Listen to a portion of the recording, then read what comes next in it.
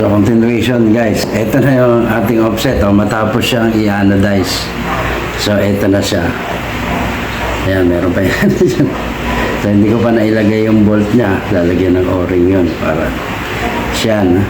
Para ito sa, sa Mini Predator. At tama-tama, yung Mini Predator dito, tinanggal ko na yung regulator at tank. Ayan. Dito natin isusukat to Ayan, para sa Mini Predator dito. Pero hindi ito para dito Yung para dito ano lang, yan. So yun. Nakita nyo, diretso-diretso, tuwid na tuwid. Oh.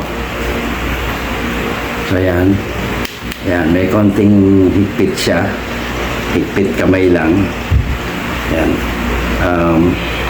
Kaya lang pagka inigpitan mo siya, medyo yun, kamay lang din. So, yan siya. So, yan, ganyan yan. Talagyan na lang natin ang o-ring yan.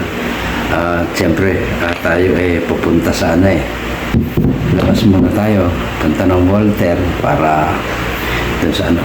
Ito naman ay, kung makikita nyo dyan, ayan, may lagayan na siya ng o-ring dyan. Para sa ano to, may kasamang regulator ito. So, dito naman, ayan, para ito para dito.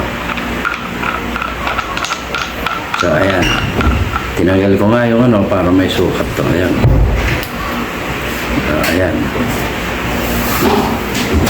So, medyo tayo ngayon. Kailangan nating lumabas para meron ba tayong barrel band? Ayan. I-ano natin to. I-anodize ko pa to, kaya lang tatabasin muna, i-korte muna siya. So ayan, may gagawin pa tayo, hindi pa dito nagtatapos. Yun na. So ayan, bago natin i-video lahat yung mga so dito muna tayo. Pinakita ko naman sa inyo yung before and after, kaibahan nung anodize at saka yung hindi. Bukod sa kulay, ito sa magiging niya, medyo ibang hawakan. Kung kanina medyo may gaspang dahil doon sa design, ngayon wala na. So ayan na.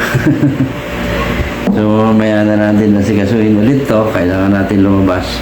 Punta muna tayo ng mall para ng mga supplies.